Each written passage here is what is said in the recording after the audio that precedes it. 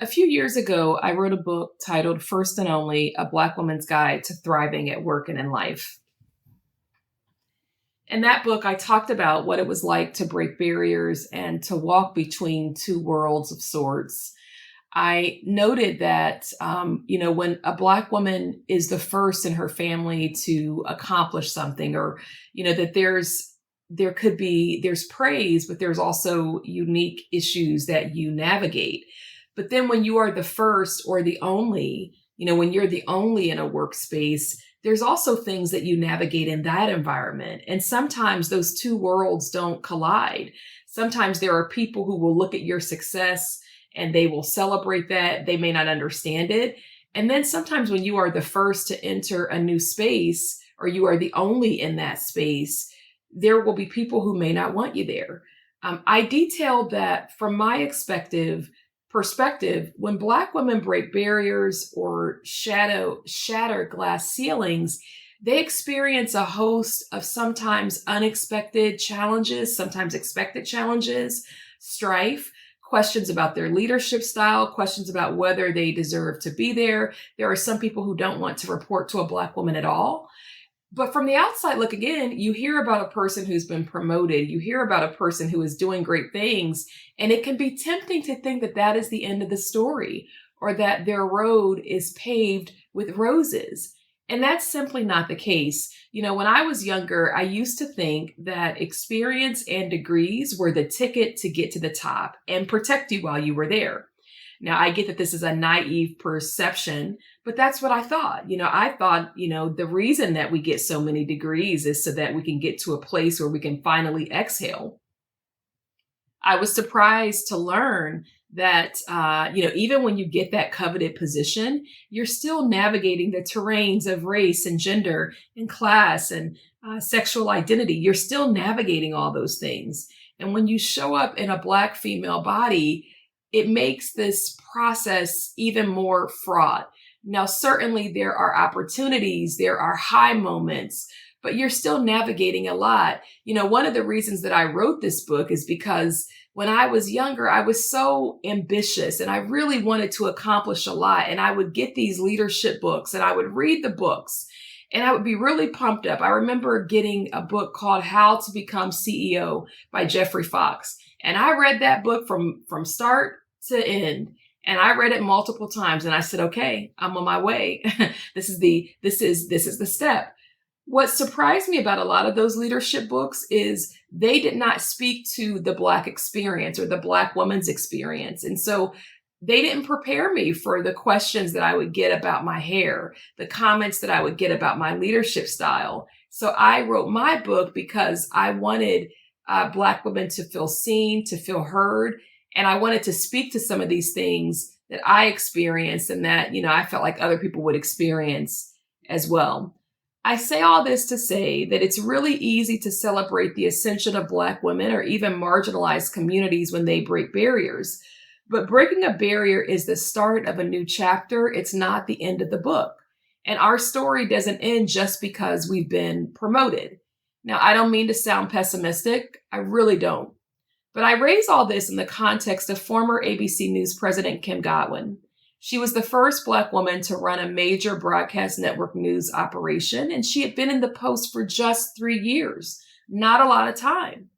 Now, apparently there was a corporate restructuring back in February 2024, and Deborah O'Connell, who has been an ABC or Disney exec for 27 years, she was put over Godwin. Now, it was reported by a number of outlets, as I read the coverage by a number of outlets, there were comments that, O'Connell was not pleased with what she found, that even as recent as 6 days ago, I believe the Washington Post or another outlet, they did a story basically saying that the future at ABC News looked bleak for Godwin. Now, I've not been in the inner workings of any network news operation or any media outlet for that matter. Where I sit is on the outside from the space of public relations, being the person to pitch, not even people at that level, but to pitch, to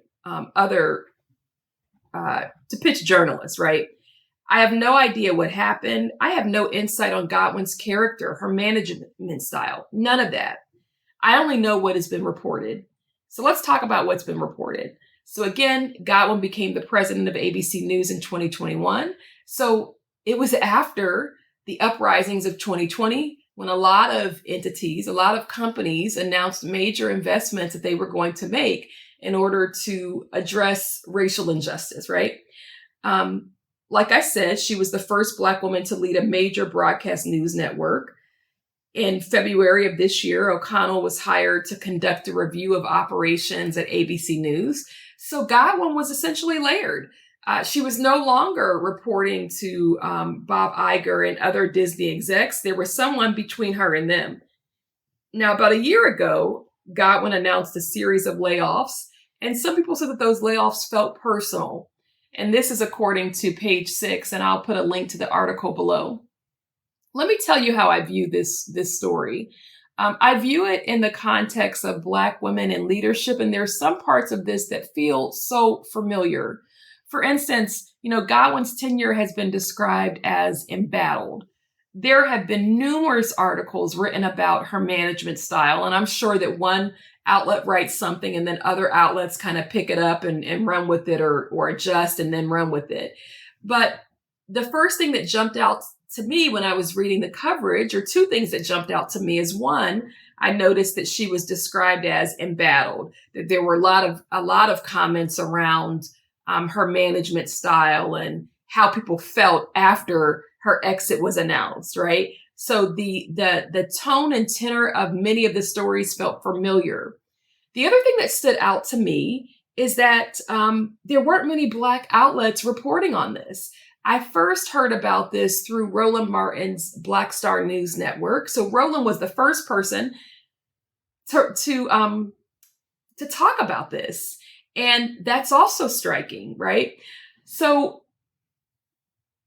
again, as I sat processing, and this just happened, but as I sat processing this, I also felt that the coverage of Godwin reminded me so much of how Vice President Kamala Harris has been covered, and reports about the vice president's leadership style. I remember Politico did a story about a year ago about, Vice President Kamala Harris, and that piece, it just felt like a hit piece.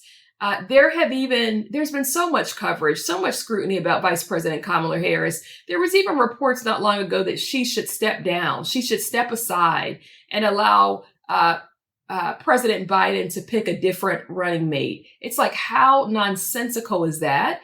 And beyond that, it's like, okay, when has a male vice president been told to step aside? So I just felt like that was just like, it was a lot. But as I sat reading the articles about Godwin, I could not help but think about Vice President Kamala Harris, but also think about this common theme that we hear in critiques of Black women about our management style, about our leadership style. It all felt very familiar. Again, I don't know Godwin. I have no insight on the culture inside ABC News. I'm just telling you how this struck me as I was reading the coverage. While the details may be different, I view this story in the context of a lot of media outlets announcing these major investments in racial justice after the summer of 2020. And you all know that in 2020, there were coast-to-coast protests around the fatal police shooting of people like George Floyd, Breonna Taylor, and just so many more. And so after this period, which some have characterized as a racial reckoning, but to be honest, in the US, I feel like we've had many moments of, quote unquote, racial reckonings. But there were all these, there were major announcements by major companies of what they were going to invest. And then there were various people, Black people, who were promoted. But some people are questioning, have companies lived up to the promises that they've made? There was a story maybe a year ago that said that many have not, right? Now, the other thing that happened that, makes me connect this story with this period of racial unrest is that last summer there was an exodus of Black women leaving Hollywood, senior level Black women leaving their jobs. Many of the women led DEI initiatives at their company, and that in and of itself is a whole nother conversation that we could have on a separate video. But people like Karen Horn, and she was the senior vice president of North America DEI at Warner Brothers and Discovery. Janelle English, and Janelle was the executive vice president of Impact and Inclusion at the Academy of Motion Pictures, Arts and Sciences. Verna Myers, and she was Netflix's head of inclusion. Tara Potts, she was the executive vice president of worldwide marketing at Warner Brothers, and she left after 13 years. You know, there have been several high-profile Black women in Hollywood who were promoted, and they've left in the last year. So that is concerning, and I just have questions about it. The other thing that I think about when I think about Kim Godwin's exit is there was already a dearth of diversity in terms of race in media. And I'm referring to who's in front of the camera, who's behind the camera, who's in the boardrooms. Even when you think about ownership, like who owns these companies. Now, I get that there are limits to representation, and representation alone can't be the goal. But I also believe that it's important to see people who look like you in high positions in your industry. I wonder what Kim Godwin's exit, what this says to emerging journalists, Black journalists and journalists of color, what it says to Black women who are coming up through the ranks. This also makes me think about, so you get a promotion and the promotion feels good, but there are limits to the promotion, especially if there isn't Black ownership. When I think about, as I was assessing how this story was being reported on and who was talking about it, I noticed that, again, Roland Martin, who owns the Black Star News Network, Roland reported on it. He's the only one who I saw. I mean, I can look again, but when I looked at this on early May 8th or May 7th, I think is when I heard about it. I heard about it from Roland Martin. I did a scan. I noticed that CNN talked about it. I noticed that the Washington Post, the Wall Street Journal, many other outlets, CBS, they had something on it. And I'm thinking, okay, where is the Black coverage of this? Now, to be clear, the National Association of Black Journalists, they did release a statement about her exit, and they questioned the coverage surrounding her exit. So, NABJ is certainly out there. But as I wrap up, I want to note that this is a reminder for me that promotion is not the end of the story. Of course, I knew that. It is easy to celebrate the ascension of a Black woman when she breaks a barrier.